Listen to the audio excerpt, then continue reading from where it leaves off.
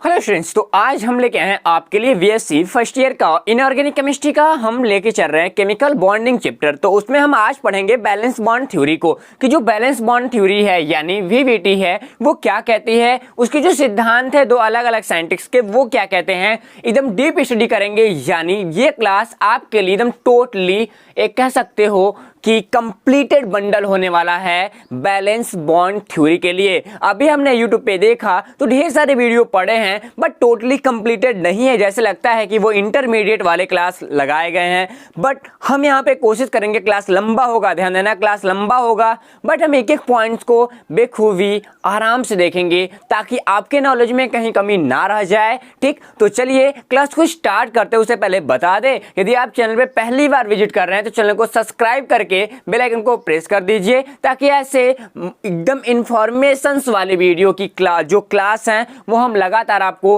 Update कर सके। और अच्छा लगे तो लाइक का बटन, और नीचे कोई क्वेश्चंस हो, टॉपिक्स हो, नीचे कमेंट बॉक्स दिया जा रहा है, आप वहां पे हमें सजेशन दे सकते हैं। तो चलिए आइए स्टार्ट करते हैं आज का क्लास। सबसे पहले बात करेंगे स्टूडेंट, यहाँ पे हम इसी बैलेंस बॉन्ड थ्योरी की जो हमारा बैलेंस बॉन्ड थ्योरी है इसका इंट्रोडक्शन क्या है, यानी परिचय की बात करेंगे, क्यों लाया गया, ठीक, इसकी बात करते हैं। सबसे पहले बात करेंगे स्टूडेंट की लुईस सिद्धांत ने हमने पढ़ा होगा कि जो लुईस थ्योरी है वो क्या कहती है। देखो, लुईस थ्योरी के बेसिस पे जो हमारा सहसंयोजक यानी जो कोवैलेंट बॉन्ड की बात करेंगे यहाँ पे कि लुईस सिद्धांत में कोवैलेंट बॉन्ड क्या कहता था कि वो दो परमाणुओं के बीच इलेक्ट्रॉनों की साझेदारी से बनता है। देखो क्या बताया गया था कि यहाँ पे ये कोई एटम्स हैं, क्या हैं ये कोई एटम्स हैं, ये यहाँ पे कोई एटम्स हैं, इसके बारे में बताया गया था।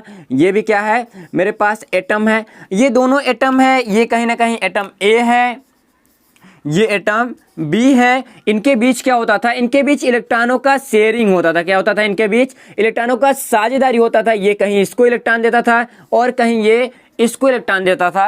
इन इलेक्ट्रॉनों के शेयरिंग के बाद, वो भी बराबर शेयरिंग, ध्यान देना, बराबर शेयरिंग के बाद कहीं ना कहीं कोवैलेंट बॉन्ड का फॉर्मेशन होता था। ऐसा कहता है हमारा लुईस सिद्धांत, यानी लुईस थ्योरी की बात करेंगे।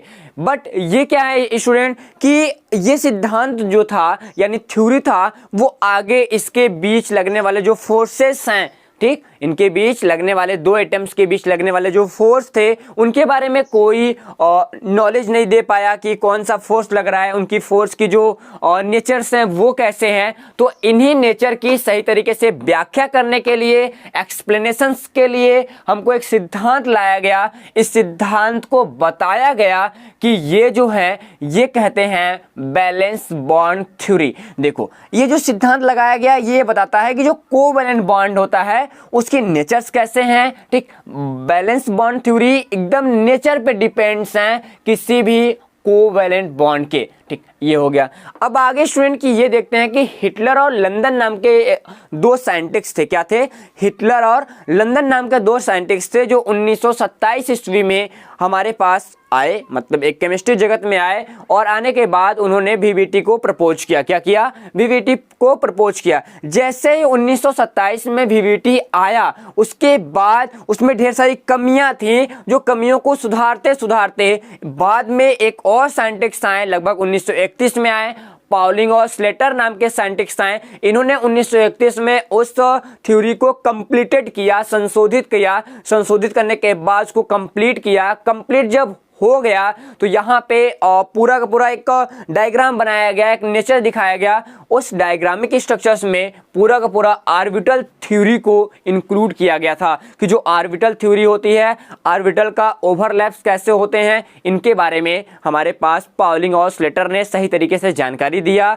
जो बैलेंस बॉन्ड थ्योरी को टोटली कंप्लीट करता है। ये दो सिद्धांत आज की क्लास में हम पढ़ेंगे। नंबर फर्स्ट में पढ़ेंगे कौन सा, नंबर फर्स्ट में हिटलर और लंदन की थ्योरी पढ़ेंगे, ठीक, लंदन की। उसके बाद दूसरे पॉइंट्स में हम पढ़ेंगे कि हमारे पास स्लेटर और जो पाउलिंग स्लेटर्स हैं 1931 वाले वो क्या कहते हैं। तो चलिए आइए देखते हैं नंबर फर्स्ट, यानी यहाँ पे स्लेटर सिद्धांत, ठीक, दूसरे नंबर पे, पहले नंबर पर हिटलर और लंदन के बारे में।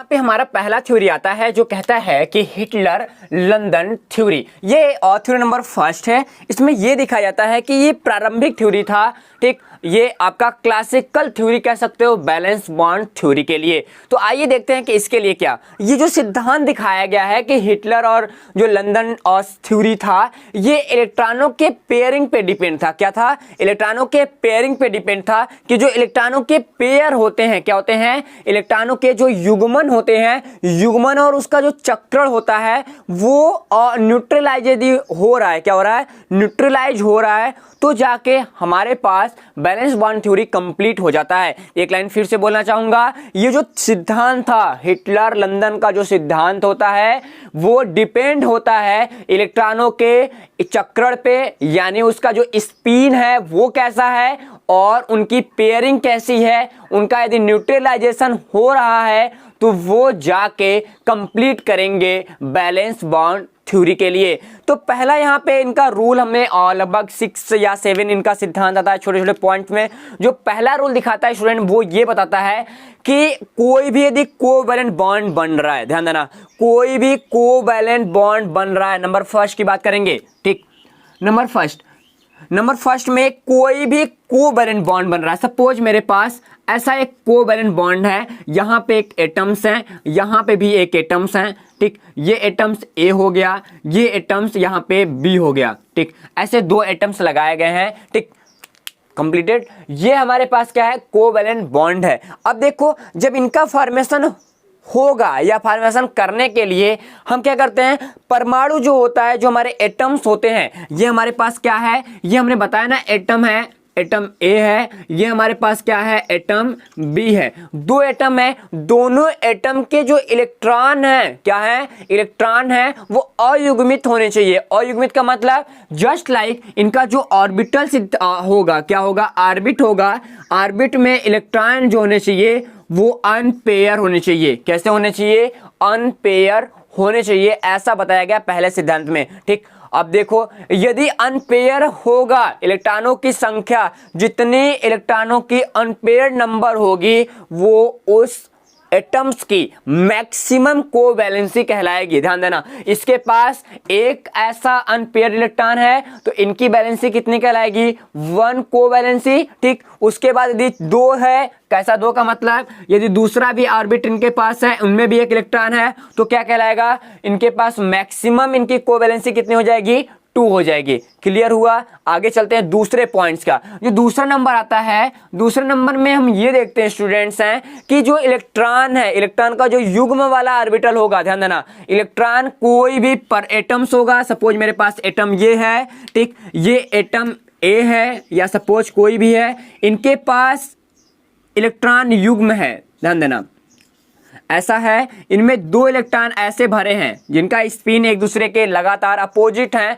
ऐसे दशा में एक दूसरे से कभी भी आपस में नहीं मिल पाएंगे। मतलब 2 ऑर्बिटल मेरे पास हैं, 2 एटम्स हैं, ये बी हो गया, ठीक। इनमें भी कैसा है? इनमें भी ऐसे इलेक्ट्रॉन पाए गए हैं, तो कभी भी इनके बीच हमारे पास बैलेंस बॉन्ड थ्योरी काम नहीं करेगी। मतलब ये है कि इनके बीच कोवैलेंट बॉन्ड का फॉर्मेशन नहीं होगा, ठीक। आगे चलते हैं अगले पॉइंट्स की तरफ। जो तीसरा पॉइंट्स है, तीसरा पॉइंट्स ये कहता है स्टूडेंट्स हैं कि जो युग्मित अयुग्मित इलेक्ट्रॉन वाले एटम्स होते हैं, क्या होते हैं? अयुग्मित इलेक्ट्रॉन्स वाले एटम्स होते हैं। अगले पॉइंट्स की बात कर लें कि मेरे पास ऐसा कोई एटम्स है, सॉरी, मेरे पास कोई ऐसा एटम्स है, ये एटम्स सपोज मेरे पास सोडियम है, क्या है? सोडियम है। सोडियम में क्या है? सोडियम में एक इलेक्ट्रॉन कैसा है? इनका इलेक्ट्रॉनिक कन्फिगरेशन यदि हम करते हैं, क्या करते हैं स्टूडेंट? यदि हम इलेक्ट्रॉनिक कन्फिगरेशन करते हैं सोडियम का, तो हमको क्या मिल जाएगा? हमको मिल जाएगा 1s 2, उसके बाद 2s 2, उसके बाद क्या मिल जाएगा? और यहाँ पे 2p6, उसके बाद 3s 1 मिल जाएगा। देखो, ये जो 3s1 है, ये क्या दिखाता है? ये दिखाता है कि मेरे में एक इलेक्ट्रॉन कहीं ना कहीं अनपेयर्ड है, ठीक। तो ध्यान देना, तीसरा नंबर कहता है कि जो अनपेयर्ड इलेक्ट्रॉन होंगे, यानी अयुग्मित इलेक्ट्रॉन वाले जो एटम्स के ऑर्बिटल होंगे वो एक दूसरे से संयोग करेंगे और संयोग करने के बाद उनमें क्या होगा, उनमें अति व्यापन होगा। संयोग करेंगे और उनमें अति व्यापन होगा। अति व्यापन के बाद वो क्या करेंगे, बॉन्ड्स का फॉर्मेशंस करेंगे। सपोज यहाँ पे क्या होगा, ऐसे हमारे पास एक एटम्स हैं, उनका यदि एक केसेस में ऐसे इलेक्ट्रॉन पाए गए हैं, ठीक। दूसरा ये मेरे पास सोडियम एटम सपोज है, ठीक। उसके बाद मेरे पास यहाँ पे दूसरा एटम्स हैं, ये मेरे पास क्लोरीन के एटम्स हैं। क्लोरीन में क्या है, आप जानते हैं कि क्लोरीन का यदि हम क्या करें और इलेक्ट्रॉनिक कॉन्फ़िगरेशन करते हैं तो वहां पे भी क्या आता है, वहां पे एक इलेक्ट्रॉन खाली होता है लास्ट ऑर्बिटल का। मतलब हम कह सकते हैं कि एक इलेक्ट्रॉन लास्ट ऑर्बिटल का जो खाली है, कौन सा, ये हो जाएगा p। कितना हो जाएगा, p कह सकते हो इसको कि हाँ पी एक्स वाई कर लो, जेड कर लो, पी जेड खाली है तो पी जेड में एक इलेक्ट्रॉन ऐसे भरे हुए हैं, तो ये आपस में क्या करेंगे, ये आपस में कंबाइंड्स होंगे। क्या होंगे, कंबाइंड्स होंगे, ओवरलैप करेंगे। ओवरलैप करने के बाद ये क्या करेंगे, एक संयुक्त बॉन्ड्स का फॉर्मेशंस करेंगे अपने एटम्स के बीच, वो भी सिंगल केसेस में। ये इलेक्ट्रॉन इनके साथ संयोग करेगा, ये इलेक्ट्रॉन इनके साथ ओवरलैप करेगा। आगे हम पढ़ेंगे कि ओवरलैपिंग क्या है। ये हुआ 3 नंबर। अब बात करते हैं नंबर 4 की, कि नंबर 4 में क्या देखना है। नंबर 4 कहता है स्टूडेंट्स हैं कि जो बॉन्ड्स बन रहे हैं, क्या है, बॉन्ड्स बनने के बाद दोनों इलेक्ट्रॉनों में अंतर नहीं बता सकते। ध्यान देना कि यदि कोई भी ये एटम्स हैं, क्या हैं, ये एटम ए है, ये एटम बी है, ठीक। ये यदि इनके बीच यदि बॉन्ड बन रहा है, इनका इलेक्ट्रॉन इधर है, इनका इलेक्ट्रॉन इधर है, यदि बॉन्ड बना, पहले ऐसा नहीं था, ये बॉन्ड ऐसे दोनों अपने अपने इलेक्ट्रॉन लिए थे, यदि दोनों में बॉन्ड बना तो दूसरे केसेस में क्या होगा कि ये आपस में ऐसे जुड़ जाएंगे। क्या होंगे, जुड़ जाएंगे। जुड़ने के बाद इनका टाइप हो जाएगा AB, ठीक, और AB हो जाएगा। अब दोनों में 2 इलेक्ट्रॉन शेयर किए थे, क्या हुए थे, 2 इलेक्ट्रॉन इनके अंदर हैं जो बॉन्ड को कंप्लीट कर रहे हैं, बट हम ये नहीं बता सकते कौन सा इलेक्ट्रॉन किसका है। सपोज हमको 2 या 10, ध्यान समझना, 2 हमको 1-1 रुपए का जो क्वाइंस होते हैं, सिक्के होते हैं, वो दिए गए, दोनों में डेट सेम है, दोनों की क्वालिटी सेम है। हम ये कभी नहीं बता पाएंगे कौन सा क्वाइंस किसका था, क्योंकि डेट कंप्लीटेड है, उसमें एनर्जी कंप्लीटेड है, ठीक। तो वहां पे प्रॉब्लम हो सकती है अलग अलग वेरीफाई करने में। तो वैसे यहाँ पे वेरिफिकेशन हम इनका नहीं कर सकते। अब बात करते हैं नंबर 4 की के बाद नंबर 5 की, कि नंबर 5 में क्या कहता है। नंबर 5 कहता है स्टूडेंट्स के जो इलेक्ट्रॉन्स होते हैं, क्या होते हैं, जो इलेक्ट्रॉन्स का विनिमय होता है। विनिमय मतलब एक्सचेंजिंग की बात कर रहा है कि कोई भी ऐसा इलेक्ट्रॉन अपना दे रहा है, क्या दे रहा है, अपना इलेक्ट्रॉन ऐसे दे रहा है कोई भी एटम्स, तो यहाँ पे जो एक्सचेंज करने का रेट है, विनिमय करने का रेट है, तो यहाँ पे विनिमय फोर्स लगता है, यानी एक्सचेंज फोर्स उत्पन्न होता है। और ध्यान देना, जिससे बना हुआ जो बॉन्ड्स होता है वो अधिक स्थायी होता है। जितना ज्यादा, ध्यान समझना, जितना ज्यादा इलेक्ट्रॉन एक्सचेंज होगा, एक लाइन समझना, एकदम क्लियर करना, जितना ज्यादा इलेक्ट्रॉन एक्सचेंज होगा उतने ज्यादा फोर्सेस वहां पे कंप्लीटेड होंगे, और उतना ज्यादा जो बना हुआ बॉन्ड्स होगा वो उतना पावरफुल होगा, उतनी वो स्टेबल प्रेजेंट करेंगे अपने आप को। इतना क्लियर हो जाएगा। अब बात करते हैं नंबर 6 की। नंबर 6 हमारे पास आ जाएगा। नंबर 6 क्या कहता है, कहता है कि जो बॉन्डिंग के बाद, ध्यान देना, बॉन्डिंग के बाद जो इलेक्ट्रॉन्स होते हैं, यदि ये ऐसे केसेस में हैं, यदि ये ऐसे लोग हैं, ये दोनों आपस में बॉन्ड बना लिए। बॉन्ड बनाने का मतलब कि सपोज 2 बॉन्ड ऐसे बन गया, दोनों आपस में ऐसे जुड़ गए, ठीक। इनका जो इलेक्ट्रॉन्स हैं, इनके जो इलेक्ट्रॉन्स इधर काम कर रहे हैं और इधर काम कर रहे हैं, ये जो इलेक्ट्रॉन्स स्टूडेंट काम करते हैं, ध्यान देना, ये जो इलेक्ट्रॉन काम करते हैं, इलेक्ट्रॉन की जो पोटेंशियल एनर्जी है, क्या है, पोटेंशियल एनर्जी है, वो पहले से कम हो जाती है। क्या होती है, पहले से कम हो जाती है, जिससे जो हमारा एटम्स होता है उसकी स्थायित्व बढ़ जाता है। ध्यान देना, इलेक्ट्रॉन्स की जब बॉन्ड्स बनने के बाद, बॉन्डिंग कंप्लीट होने के बाद, उनकी इलेक्ट्रॉन की पोटेंशियल एनर्जी क्या होती है, पहले से कम हो जाती है, जिससे जो एटम्स होती है वो अपना रेट खो देता है इलेक्ट्रॉन को त्याग करने का। क्या होता है, इलेक्ट्रॉन को त्याग करने का रेट खो देता है, जिससे उनका स्थायित्व पहले से बढ़ जाता है। यही रहा हमारा नॉर्मली हिटलर लंदन थ्योरी, हमने कंप्लीटेड किया। अब देखते हैं कि एकदम एक्सप्लेन करने वाली एक बेहतर एग्जाम्पल को, एक फिगर हम पुट आउट कर लेते हैं, उसके बाद कंप्लीट हो जाएगा हमारा हिटलर लंदन थ्योरी। उसके बाद हम चलेंगे स्लेटर यानी पाउलिंग और स्लेटर्स के पास। इस ग्राफ में हम ये देख लेते हैं कि हमारा जो हाइड्रोजन मॉलिक्यूल्स होते हैं, क्या होते हैं हमारे हाइड्रोजन मॉलिक्यूल्स, हाइड्रोजन एटम एक है, ध्यान देना, एक हाइड्रोजन एटम है और यहाँ में भी क्या है, एक हाइड्रोजन एटम्स हैं। आपस में ये क्या करते हैं स्टूडेंट, आपस में ये मैच करते हैं। मैच करने के मतलब कि ये कुछ ऐसा फिगर आउट करते हैं, ये हाइड्रोजन मतलब H2 मॉलिक्यूल्स का फॉर्मेशन करते हैं। जो ये फॉर्मेशंस होते हैं ये एनर्जी कैसा रिस्पॉन्स करता है, यानी इसका जो ग्राफ है ये ग्राफ क्या करता है, तो आइए देख लेते हैं इसी पॉइंट्स को। सबसे पहले बात करेंगे ग्राफ नंबर यहाँ पे कर्व फर्स्ट की। जो कर्व फर्स्ट ये है, ये दिखाता क्या है, पहले इसके बात कर दूं कि जो हिटलर और लंदन की थ्योरी थी वो क्या करता था, हिटलर लंदन ने अधिकतम दूरी, क्या अधिकतम दूरी से पास लाए गए दो हाइड्रोजन परमाणुओं की ऊर्जा की गणना की थी, जबकि जब ये परस्पर आपस में संयोग करते हैं उस दशा में कि दो हाइड्रोजन परमाणु सपोज हैं, ध्यान समझना, ये दिख रहा है, ये दो हाइड्रोजन परमाणु हैं, ये आपस में पास कैसे आ रहे हैं, इनके बीच अधिकतम दूरी कैसी है, कितना एनर्जी लगेगा, इसके बारे में हिटलर और लंदन ने अपनी थ्योरी को प्रपोज किया था। तो आइए देखते हैं इसी वाले पॉइंट्स को। सबसे बात करेंगे आरेख फर्स्ट की। आरेख फर्स्ट का मतलब ये स्टूडेंट्स हैं कि जब दो हाइड्रोजन एटम, ध्यान समझना, आरेख फर्स्ट की बात कर रहे हैं कि यहाँ पे कर्व फर्स्ट में जब दो हाइड्रोजन एटम आ गया, ये भी हाइड्रोजन, ये भी हाइड्रोजन, दो हाइड्रोजन एटम्स जब ए और बी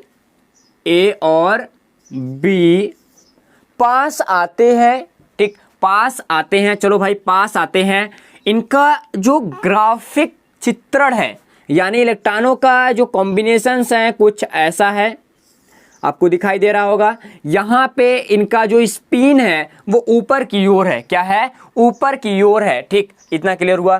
पहले नंबर पे पहले केसेस में हमने क्या देखा, पहले केसेस में देखा कि जो इनके स्पिन के नंबर हैं वो समदिश हैं, एक भागों में है, मतलब आगे एक दूसरे के परपेंडिकुलर हैं, मतलब समांतर हैं। अगले नंबर पे ये देखते हैं स्टूडेंट्स हैं कि जैसे जैसे ये एक दूसरे के करीब आते हैं, ध्यान समझना, ये पहले दूसरे पॉइंट्स में ये यदि ऐसे हाइड्रोजन एटम्स हैं, ठीक, यहाँ भी हाइड्रोजन एटम्स हैं, ये इसके करीब जा रहा है, ये इसके करीब जाता है, तो यहाँ पे भी वैसे ही केसेस होते हैं, मतलब कि ये जो हमारा ऑर्बिटल होता है वो भी ऑर्बिटल एक दूसरे के करीब जाते हैं, क्या करते हैं, एक दूसरे के करीब जाते हैं। यदि सेम बेस होता है, मतलब सेम इलेक्ट्रॉनों का स्पिन होता है, क्या होता है, सेम स्पिन होता है, तो एक दूसरे को रिपल करते हैं, क्या करते हैं, एक दूसरे को रिपल करते हैं। ऐसी दशा में, रिपल्सन की दशा में जो स्थितिज ऊर्जा होता है, जो पोटेंशियल एनर्जी होती है, वो लगातार ग्रोथ करने लगती है, क्या करती है स्टूडेंट, लगातार ग्रोथ करती है। इस वाली दशा में जब पोटेंशियल एनर्जी ग्रोथ करती है तो दोनों इलेक्ट्रॉनों के बीच क्या होता है, दोनों इलेक्ट्रॉनों के बीच स्ट्रॉन्ग कॉम्बिनेशंस के साथ हमारे रिपल्सन की एक्टिविटी देखी जाती है। जब ऊर्जा में वृद्धि होती है, ठीक, जैसे इनके एनर्जी में ग्रोथ होती है, अब एनर्जी में ग्रोथ होने के वजह से दोनों एटम्स आपस में मिल ही नहीं पाते, क्या करते हैं, दोनों एटम्स आपस में मिल ही नहीं पाते। मतलब ऐसी दशा में नंबर थर्ड वाले पॉइंट्स में क्या आ जाएगा कि कभी भी ये एक दूसरे को लगातार रिपल करते रहेंगे और ये आपस में कभी भी हाइड्रोजन एटम यानी ऐसा कोई भी कॉम्बिनेशंस नहीं बनाते हैं। मतलब कि यदि इनके चक्रण की दिशा, स्पिन का नंबर समान होता है तो एक दूसरे को न्यूट्रलाइजेशन नहीं कर पाएंगे। जब न्यूट्रलाइज नहीं कर पाते हैं तो वो मॉलिक्यूल्स का फॉर्मेशन नहीं करते हैं। ठीक, इतना क्लियर हुआ। हम इसे कर्व फर्स्ट में दिखाते हैं। अब बात करते हैं वही कर्व 2 के बारे में कि जो हमारा कर्व 2 है ये क्या कहता है। देखो ये इधर क्या है, पोटेंशियल एनर्जी की बात किया है, ये हाई रेट रह जाता है। अब जैसे पोटेंशियल एनर्जी जितना कम होगा, हमने क्या बताया था कि बॉन्डिंग के समय बंधित जो इलेक्ट्रॉन होते हैं उनकी जो पोटेंशियल एनर्जी होती है वो कम हो जाती है, तब जाकर कोई भी बॉन्ड बनते हैं। ठीक, तो यहाँ पे कोई तो कम हुआ नहीं, 0 से नीचे आया नहीं, जब माइनस में आया नहीं तो कभी भी कंबाइंस होंगे नहीं। कर्व 2 की बात करते हैं। इस केसेस में क्या देखते हैं स्टूडेंट्स कि हमारे पास 2 हाइड्रोजन एटम्स होते हैं। क्या होते हैं? 2 हाइड्रोजन एटम्स होते हैं। ठीक, ये हाइड्रोजन एटम ए है, वहीं दूसरी ओर हाइड्रोजन एटम यहाँ पे हाइड्रोजन एटम बी है। ठीक, इनका जो पूरा का पूरा स्पिन का दशा है वो कुछ इस तरीके से है। एक स्पिन एक दूसरे के विपरीत है, यहाँ पे आपको दिखाई दे रहा होगा। इस ग्राफ में ऐसी दशा है। ये हमारा सेक्शन फर्स्ट को कवर करता है, हमने ऐसे कंप्लीट कर लिया। जैसे हमने इसको कंप्लीट किया तो अगले वाले पॉइंट में हमने क्या देखना है कि ये पहला नंबर हमको देखना है कि स्पिन की जो दशा कैसी है, एक दूसरे के अपोजिट्स हैं, मतलब अपोजिट साइड्स हैं कि नहीं है। जब अपोजिट साइड्स होते हैं तो इनको जब हम पास लाते हैं, क्या आते हैं स्टूडेंट, जब इनको हम पास लाते हैं यानी ये ए हो जाएगा, ये बी हो जाएगा। ये जब पास आएंगे क्या होंगे, ये जब पास आएंगे तो यहाँ पे केस क्या होगा, यहाँ पे ऐसा केस होगा। ये भी क्या करेंगे, एक दूसरे के पास जाएंगे। जब एक दूसरे के पास जाते हैं तो हमको पता है कि एक दूसरे के अपोजिट साइड वाले जो एक्टिविटी होती है यानी अपोजिट साइड वाले इलेक्ट्रॉन होते हैं वो एक दूसरे को क्या करते हैं, एक दूसरे को कवर करते हैं, ओवरलैप करते हैं। जब ओवरलैप करते हैं तो यहाँ पे ऊर्जा में कमी आती है। क्या होती है, चल भाई तू 2 रुपए तुम्हारे पास प्लस में है, इसके पास 3 रुपए माइनस में है, तो इन्होंने क्या किया, 2 रुपए प्लस वाला 3 रुपए माइनस वाले को दिया तो वहां पे 1 रुपए माइनस हो गया। मतलब यहाँ पे पोटेंशियल एनर्जी काफी कम हो गया। जब दोनों आपस में मिले तो पोटेंशियल एनर्जी काफी कम हो गया। अब कम होने के बाद, ऊर्जा की कमी होने के बाद जो दोनों परमाणु होते हैं वो काफी पास आ जाते हैं। क्या होते हैं, यहाँ पे तीसरे पॉइंट में देखेंगे कि यहाँ पे ये ए है, ये बी है, इनमें एनर्जी की कमी होती है तो ये एक दूसरे के काफी पास आ जाते हैं। मतलब कह सकते हो कि ये दूसरे के काफी पास आ जाते हैं और इतना पास आ जाते हैं कि इनके बीच की जो दूरी होती है, इनके बीच की जो डिस्टेंस होती है वो काफी कम हो जाती है। कितनी कम हो जाती है स्टूडेंट, यहाँ पे डिस्टेंस की बात कर रहा है, मतलब यहाँ पे 0 पॉइंट्स क्या हो जाएगा, 0.74 एंगस्ट्रॉम की दूरी बच जाती है। ठीक, ये जो दूरी होती है वो 2 निकटवर्ती, ध्यान देना, 2 निकटवर्ती हाइड्रोजन एटम के बीच की दूरी होती है। अगले नंबर पे ये चलते हैं कि एनर्जी कितनी लगी यहाँ पे, कि एनर्जी की कमी कितनी आई। एनर्जी कितना लगेगा स्टूडेंट, यहाँ पे यदि हम डेल्टा ई की बात करें, सपोज इसका क्या एनर्जी था, इसका था E1, सपोज मेरे पास क्या था E1, इसका क्या था E2 था, तो ये आपस में एनर्जी को यदि हम कंप्लीट करते हैं, क्या करते हैं, कंप्लीट करते हैं तो यहाँ पे क्या हो जाएगा, यहाँ पे A2 माइनस E1 को हम यदि करते हैं तो डेल्टा E कॉम्बिनेशंस मिलते हैं और जो डेल्टा E का हमारे पास टोटल न्यूमेरिकल वैल्यू आती है वो आती है 104 किलो कैलोरी मोल इनवर्स। ठीक, ये हमारे पास इतनी मिल जाती है। यदि हम इलेक्ट्रॉन वोल्ट की बात करते हैं तो इलेक्ट्रॉन वोल्ट 4.52 इलेक्ट्रॉन वोल्ट्स मिलते हैं। मतलब इतने इलेक्ट्रॉन वोल्ट्स की एनर्जी यहाँ से कम आती है। उसके बाद ये देखते हैं स्टूडेंट कि जो हाइड्रोजन एटम्स होते हैं, क्या होते हैं, हाइड्रोजन एटम्स की ये जो एनर्जी आ रही है ये क्या है, इस चीज को ध्यान देना, बहुत इंपॉर्टेंट है। ठीक, ये जो एनर्जी आई है, कभी भी इतना एनर्जी मतलब 4.52 वोल्ट्स की एनर्जी कभी भी हम हाइड्रोजन एटम्स के मॉलिक्यूल्स पे यदि लगाते हैं तो वो हाइड्रोजन एटम्स के जो मॉलिक्यूल्स हैं वो अपने अपने आयंस के फॉर्म में टूट जाएंगे यानी वियोजित हो जाएंगे, अर्थात हम इन्हें इनकी वियोजन ऊर्जा भी कह सकते हैं। इतना क्लियर हुआ, कोई दिक्कत नहीं है, बोलो नहीं है ना। चलते हैं आगे, इतना कॉपी कर लो, फिर चलते हैं नेक्स्ट नंबर पे। यहाँ पे देखेंगे पाउलिंग और स्लेटर सिद्धांत क्या कहता है अपने थ्योरी बेसिस पे। स्टूडेंट्स मेरे पास सेकेंड थ्योरी आती है यहाँ पे पॉलिंग स्लेटर और थ्योरी, यानी ये कह सकते हैं कि पॉलिंग स्लेटर सिद्धांत के बारे में। इसका इंट्रो लेते हैं फिर चलते हैं आगे। इंट्रो की बात करेंगे तो ये सिद्धांत तो मॉडिफिकेशंस करके लाया गया था, मतलब मॉडिफाई करके लाया गया था। किसका? जो हिटलर और लंदन की थ्योरी थी उसी को मॉडिफाई किया गया था, और मॉडिफाई करने के बाद 1927 में उन्होंने दिया था और ये आया था 1931 में, मतलब 1931 में ये थ्योरी हमारे पास आ गई थी। अब इसी थ्योरी के लिए जो पॉलिंग थे, पॉलिंग को लगभग 1954 ईस्वी में केमिस्ट्री का नोबेल प्राइज दिया गया था। ये चीज़ याद रखना, कभी भी मल्टीपल चॉइस में पूछता है कि 1954 में, मतलब 1954 में हमारा दिया गया था नोबेल प्राइज। किसको? पॉलिंग को दिया था। कौन? केमिस्ट्री के ओर से दिया गया था। अब ये सिद्धांत लाया किस लिए गया था? क्योंकि जो पहले वाले सिद्धांत था वो कोई डायरेक्शनल मोमेंट्स को रिप्रेजेंट नहीं करता था, कि हमारे पास जो मॉलिक्यूल्स के ऑर्बिटल हैं, कि मॉलिक्यूल्स हैं उनके जो ऑर्बिटल्स हैं उनका डायरेक्शनल कंडीशंस कैसा है, ठीक, उन डायरेक्शनल कंडीशंस को सही तरीके से रिप्रेजेंट नहीं कर पाए थे। उन्हीं बातों को यहाँ पे पॉलिंग और स्लेटर ने सही तरीके से डायरेक्शनल को कंप्लीट किया कि डायरेक्शन ऐसा होना चाहिए, दिशात्मक गुण होने चाहिए इनमें, क्योंकि इनमें कहीं ना कहीं एक्सिस को रिप्रेजेंट करते हैं। तो उसी सिद्धांत को मॉडिफाई करके यहाँ पे बनाया गया छोटे छोटे कई सिद्धांत। तो 5 या 6 सिद्धांत हम छोटे छोटे पॉइंट्स में यहाँ भी देखेंगे, अलग छोटे छोटे फिगर पॉइंट्स में। यदि आपको नोट्स बनाना होगा तो आप नीचे कमेंट करिए, ज्वाइन का बटन होगा उसको आप ज्वाइन करके बेहतर नोट मेरे पास से ले जा सकते हैं। तो चलिए ये देखते हैं नंबर फर्स्ट थ्योरी पे। नंबर जो फर्स्ट थ्योरी आती है स्टूडेंट, ये कहती है कि जितने भी हमारे एटॉमिक, ध्यान देना हम यहाँ पे एटॉमिक की बात करेंगे, कि एटॉमिक ऑर्बिटल होते हैं उनका जो अतिव्यापन होता है यानी ओवरलैपिंग होती है। एटॉमिक ऑर्बिटल की जो ओवरलैपिंग होती है वो जितना अधिक होगा, ध्यान देना, जितना अधिक होगा हमारा जो कोवैलेंट बॉन्ड है, कोवैलेंट बॉन्ड का नेचर है उतना पावरफुल होगा। नंबर फर्स्ट पॉइंट्स में आपको क्लियर होगा कि जितना भी, नंबर फर्स्ट में हम करेंगे कि यदि कोई भी एटॉमिक ऑर्बिटल है, क्या है ये, कोई भी एटॉमिक ऑर्बिटल है, ये दूसरे एटॉमिक ऑर्बिटल से, ऐसा दूसरा एटॉमिक ऑर्बिटल है, ये सपोज मेरे पास क्या है, ये ए है, ये मेरे पास बी है, और ए और बी क्या कर रहे हैं, आपस में जितना ज्यादा ओवरलैप होंगे, ऐसे देखना है, ये एक ओवरलैपिंग है, एक यहां पे ओवरलैपिंग है, ठीक, मतलब ये कम वाला है, ये ज्यादा वाला है। जितना ज्यादा ओवरलैप हमारा एटॉमिक ऑर्बिटल करेगा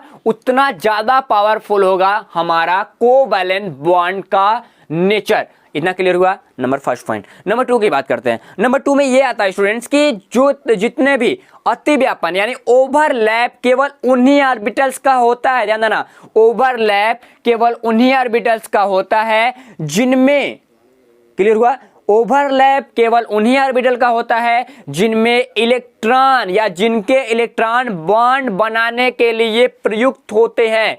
क्या होते हैं? बॉन्ड बनाने के लिए प्रयुक्त होते हैं। केवल उन्हीं का ओवरलैप कराएंगे, बाकी किसी को हम टच नहीं करेंगे। आओ देखते हैं।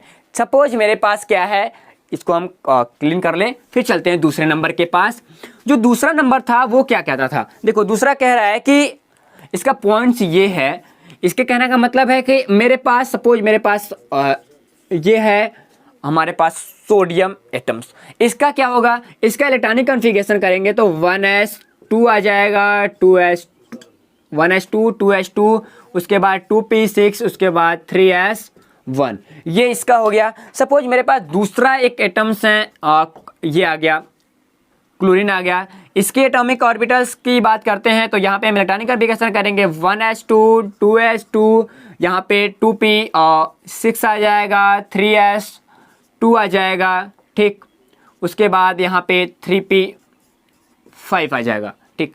ऐसे कंडीशंस में क्या होगा स्टूडेंट, ऐसे कंडीशंस में यहाँ पे लास्ट ऑर्बिटल की बात करते हैं कि देखो अंदर वाले सारे के सारे भरे हैं, क्या हैं, अंदर वाले फुलफिल हैं, यहाँ भी अंदर वाले फुलफिल हैं, बट बाहर का देखो, बाहर वाले कंडीशंस में क्या दिखाई दे रहा है, ये 5 का मतलब कि यहाँ पे ऐसे केसेस हैं, यहाँ पे एक ऐसा केस है, इसमें एक इलेक्ट्रॉन है, इसमें कुछ ऐसे इलेक्ट्रॉन है, ठीक, यहाँ पे लास्ट वाला है, मतलब केवल ये वाला ऑर्बिटल इस वाले ऑर्बिटल के साथ मैच करता है, बाकी इन दोनों का कोई काम इस वाले ओवरलैपिंग में नहीं होगा। इतना कंप्लीट होता है। ठीक, हम इन्हें कोवैलेंट ऑर्बिटल या कोवैलेंट ऑर्बिट के नाम जानते हैं। इन ऑर्बिट को कोवैलेंट ऑर्बिट कहा जाता है और इनके जो इलेक्ट्रॉन होते हैं उन्हें कोवैलेंट इलेक्ट्रॉन के नाम से जानते हैं। ठीक, इतना क्लियर हुआ। अब बात करते हैं अगले नंबर की कि जो तीसरा पॉइंट्स है वो क्या कहता है।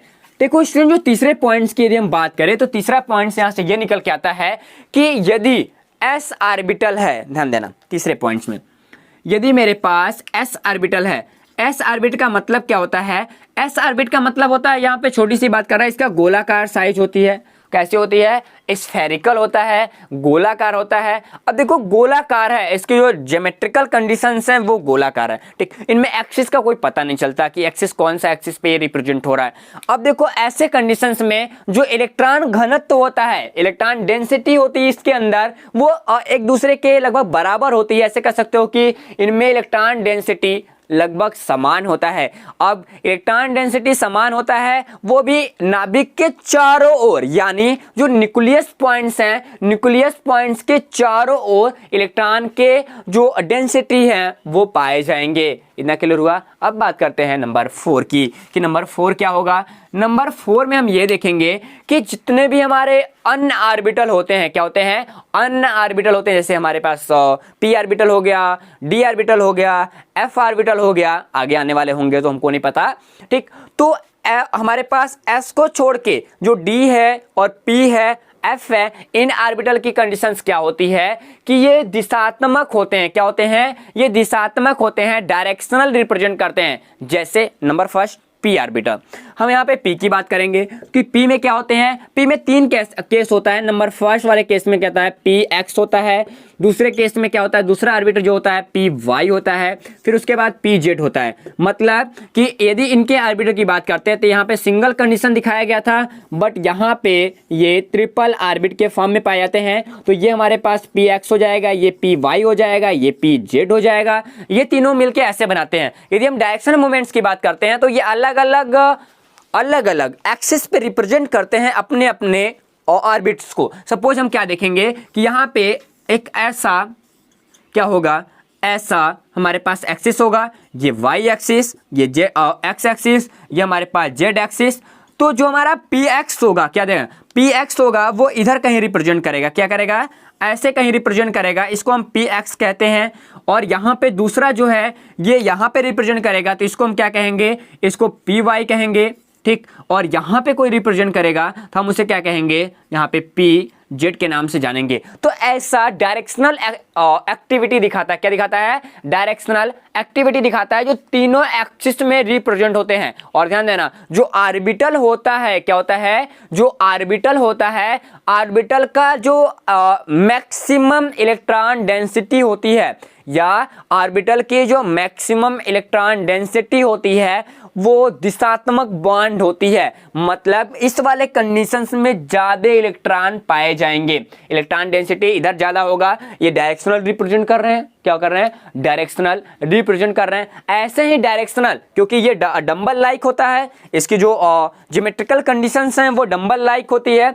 अब बात करते हैं इसी में, ये हमारा चौथा का ए था। अब बात करते हैं चौथे की बी की। चौथे की बी में हमारा डी ऑर्बिटल आता है। क्या आता है, डी ऑर्बिटल आता है। और जैसे डी ऑर्बिटल आता है स्टूडेंट्स हैं, वहां पे डबल डंबल लाइक स्थिति आ जाती है। क्या होती है, डबल डंबल लाइक स्थिति आ जाती है। तो वहां पे ढेर सारे केसेस आते हैं। मतलब कि पहला जो हमारे पास ऑर्बिटल मिलेगा वो क्या मिलेगा, यहाँ पे डी एक्स वाई, उसके बाद डी एक्स जेड, उसके बाद डी यहाँ पे काम कर लो, उसके बाद आ जाएगा जेड वाई, उसके बाद यहाँ पे क्या आ जाएगा D S square minus Y square. ठीक हो गया। फिर उसके बाद यहाँ पे आ जाएगा डी और यहाँ पे जेड स्क्वायर।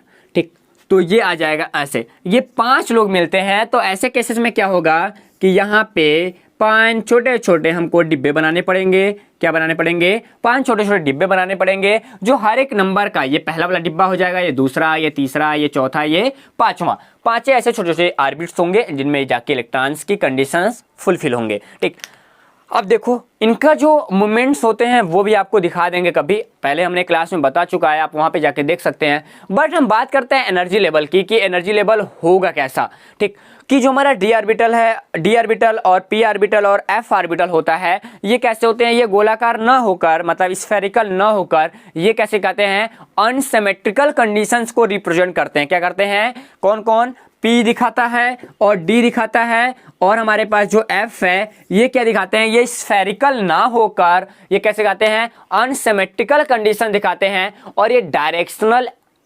डायरेक्शनल स्थिति को, पोजीशंस को रिप्रेजेंट करते हैं। अब देखो जब डायरेक्शनल को रिप्रेजेंट करते हैं तो इनके जो इलेक्ट्रॉन बनाने या फिर इलेक्ट्रॉन का जो डेंसिटी होता है, घनत्व होता है, वो इनके दिशा में ज़्यादा होता है, मतलब यहाँ पे इलेक्ट्रॉन ज़्यादा होंगे, ठीक, इनके न्यूक्लियस पॉइंट्स पे कम होते हैं। यदि बात करें एनर्जी लेवल की तो यहाँ पे ये देखते हैं कि जो हमारा P होता है, क्या होता है, P होती है डंबल जो साइज होती है, डंबल और साइज हमारे पास p ऑर्बिटल की होती है। जो p ऑर्बिटल की डंबल साइज तो हमको मिल जाती है, और s ऑर्बिटल कैसी है, वो कैसी है, वो तो स्फेरिकल है, क्या है, स्फेरिकल है। अब बात करें इनके एनर्जी की तो एस ऑर्बिटल का जो पूरा का पूरा घनत्व होता है वो अपेक्षाकृत ज़्यादा अधिक स्टेबल होता है, क्योंकि उनका सारा का सारा जो इलेक्ट्रॉन होता है वो समान दिशाओं में वितरित होता है, कहीं भी उनको ज़्यादा एनर्जी लगाने की ज़रूरत नहीं होती है। वहीं बात करेंगे नंबर 5 की, नंबर 5 हमारे पास क्या आ जाएगा, नंबर 5 यहाँ पर से ये लेंगे स्टूडेंट्स की हमारे पास स्लेटर और जो पॉलिंग थे उन्होंने ये रिप्रेजेंट किया था कि एक से अधिक, ध्यान देना, एक से अधिक जो हमारे अनपेयर्ड इलेक्ट्रॉन वाले ऑर्बिटल होते हैं, कैसे होते हैं, एक से अधिक अनपेयर्ड इलेक्ट्रॉन वाले ऑर्बिटल होते हैं। जैसे ऑक्सीजन की बात कर लो, ठीक, यहाँ पे हम ले लेते हैं इसी जगह, मेरे पास ऑक्सीजन है, ऑक्सीजन का कंडीशंस क्या है, 8 की बात करेंगे तो 8 मतलब यहाँ पे 1s2 आ जाएगा, 2s2 आ जाएगा, उसके बाद यहाँ पे 2p कितना आ जाएगा, 4 हो जाएगा। 4 होने का मतलब स्टूडेंट यहाँ पे है कि इनके 3 केसेस ऐसे हैं, तो यहाँ पे 4 रिटर्न केवल बच रहे हैं, तो हम एक एक भरेंगे हुन के बेसिस पे, उसके बाद एक यहाँ भर दिए, 2 यहाँ भर दिए, इनको मल्टीपल अनपेयर्ड रिटर्न कहते हैं। तो यहाँ पे 2 केसेस ऐसे होते हैं, इन दोनों केसेस में दोनों के 2 p ऑर्बिटल है, क्या है, 2 के 2 p ऑर्बिटल हैं, कौन कौन है, ये मान लो मेरे पास p y हो गया, ये हमारे पास p z हो गया, तो ये दोनों क्या करेंगे, खाली हो जाएंगे। ऐसे ही हमारे पास नाइट्रोजन यदि 7 है तो वहाँ पे क्या मिलेगा, वहाँ पे मिलेगा 1s2 और 2s2, उसके बाद 2p3 मिलेगा। ऐसे केसेस में क्या मिलेगा, ऐसे केसेस में हमको मिल जाएगा यहाँ पे इलेक्ट्रॉन, इलेक्ट्रॉन यहाँ पे, एक इलेक्ट्रॉन यहाँ पे, मतलब 3 मिलेंगे। मतलब यहाँ पे क्या करेगा, पी एक्स भी हमारे पास ओवरलैप करेगा, पी वाई भी करेगा और पी जेड भी करेगा, यानी तीनों आपस में ओवरलैप करके यहाँ पे ऑर्बिट्स का फॉर्मेशंस करेंगे, यानी यहाँ पे डबल बॉन्ड का फॉर्मेशन होगा, यहाँ पे ट्रिपल बॉन्ड्स का फॉर्मेशन होगा। यानी ये कह सकते हो कि ऑक्सीजन ऑक्सीजन आपस में डबल बॉन्ड फॉर्मेट करेंगे और नाइट्रोजन नाइट्रोजन आपस में ट्रिपल बॉन्ड का फॉर्मेशन करेंगे। वहीं इसके पहले यदि एस ऑर्बिटल की बात करते हैं तो हाइड्रोजन हाइड्रोजन क्या था, यहाँ पे कर लो कि जो हाइड्रोजन का ये दिखा रहा था, तो हाइड्रोजन हाइड्रोजन का मतलब यही बीता बता रहा था। तो यहाँ पे हाइड्रोजन कैसे करेगा, हाइड्रोजन और हाइड्रोजन आपस में मिलकर सिंगल बॉन्ड्स को रिप्रेजेंट करेंगे। ठीक, इतना क्लियर हुआ। इसमें क्या होगा, इसमें सारे के सारे सिग्मा होंगे, इसमें क्या होगा, एक सिग्मा होगा एक पाई होगा। ठीक, इसमें क्या होगा, ऊपर पाई होगा नीचे पाई होगा बीच में सिग्मा होगा। ऐसे कंडीशन होते हैं। आगे हम दिखाएंगे जब डायरेक्शनल एक्टिविटी कराएंगे तो वहां पे हमको कंप्लीट हो जाएगा। यदि बात करते हैं स्टूडेंट और इसके टोटल छोटे छोटे पॉइंट्स की, छोटे छोटे पॉइंट्स में ये देखते हैं कि जैसे जैसे हमारे पास पूरा का पूरा ऑर्बिटल है, मॉलिक्यूल्स के ऑर्बिटल की बात करेंगे अभी, हाइड्रोजन को देखेंगे और यहाँ पे हमारे पास जो वाटर्स मॉलिक्यूल्स उनको देखेंगे, अमोनिया को देखेंगे, तो यहाँ पे ढेर सारी एक्टिविटी हमको देखने के लिए मिल जाएगा। तो यहाँ पे इतना कंप्लीट करते हैं, थ्योरी तो इतना बेस्ट था। ठीक, अब अगले क्लास में हम ये देखेंगे कि जो हमारा सहसंयोजक बॉन्ड्स होते हैं यानी directional characteristics of covalent bond, कि किसी भी कोवैलेंट बॉन्ड की जो डायरेक्शनल एक्टिविटी होती है वो कैसी होती है। एकदम अच्छा वाला क्लास है, आप उसको कंप्लीट करिएगा। अगले क्लास में मिलते हैं नए वीडियो के साथ, तब तक के लिए जय हिंद।